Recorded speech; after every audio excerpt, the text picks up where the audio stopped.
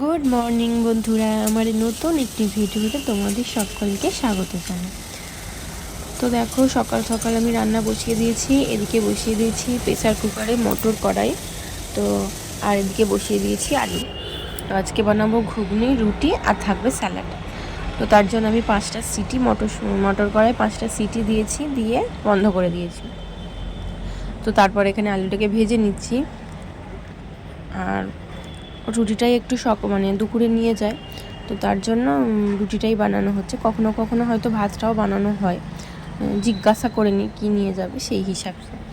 তো তারপর আমি এখানে সব রকম মশলা আলুর সাথে কষিয়ে নিচ্ছি, কারণ সকালের দিকে একটু তাড়াতাড়ি থাকে, আলাদাভাবে কষানোর মতন সময় থাকে না।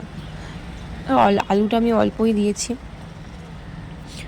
তো তারপর দেখো, কষিয়ে নিয়ে মটর কড়াইটা দিয়ে দিচ্ছি। ওর মধ্যে যে জলটা ছিল আমি সেটাই দিয়ে দিচ্ছি, আলাদা করে আর কোনো জল দিচ্ছি না। তো তারপরে আমি এখানে চাপা দিয়ে দেবো, আস্তে আস্তে হবে। তো দেশের থেকে এখানে অনেকটাই ঠান্ডা কম। তো দেশে যেমন অতিরিক্ত ঠান্ডা, তো এখানে অতটাও ঠান্ডা নেই, মানে এরকম ঠান্ডা। তো ভোরবেলার দিকে কিছু একটু গায়ে দিতে হয় চাদর, তো এইরকম ঠান্ডা। তো মোটামুটি অসুবিধে হয় না। দেশে যেমন একটু কনকনে ঠান্ডা, আবার একটু ঠান্ডা না হলে ভালো লাগে না, মনে হয় একটু ঠান্ডা হলে ঘুমটাও খুব ভালো হয়।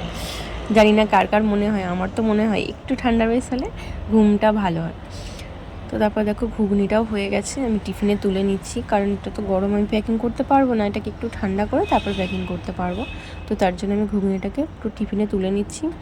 এখনও রুটি বানাতে হবে, সকালের দিকটা একটু তাড়াহুড়ো থাকে, তো ওই জন্য অনেকটাই তাড়াতাড়ি আমাকে উঠতে হয়।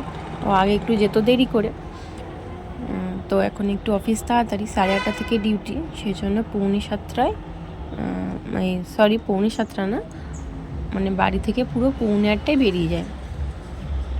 তো আমার ঘুম থেকে তারপরে উঠে পড়েছে, তো আমি ওর জন্য হরলিক্স বানিয়ে নিচ্ছি।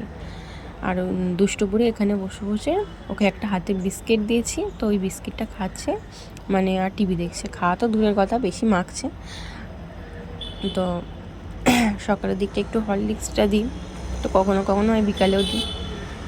তো এখানে এসে একা একা হয়ে গেছে। ওখানে প্রত্যেক দিন আমি সাইকেলে করে ওকে ট্রেন দেখাতে নিয়ে যেতাম, কখনো ওর পাপা নিয়ে যেত, কখনো আমি নিয়ে যেতাম। তো এখানে অতটাও ঘুরতে পায় না, তো যেটা থাকলে হয়। দেশের বাড়ির যেটা ঘোরা বেশি হয়, সামনে পুকুর ছিল, তো অনেক কিছু দেখতে পেতো এক্সট্রা, যেমন মাছ, পাখি, অনেক কিছু দেখতে পেতো।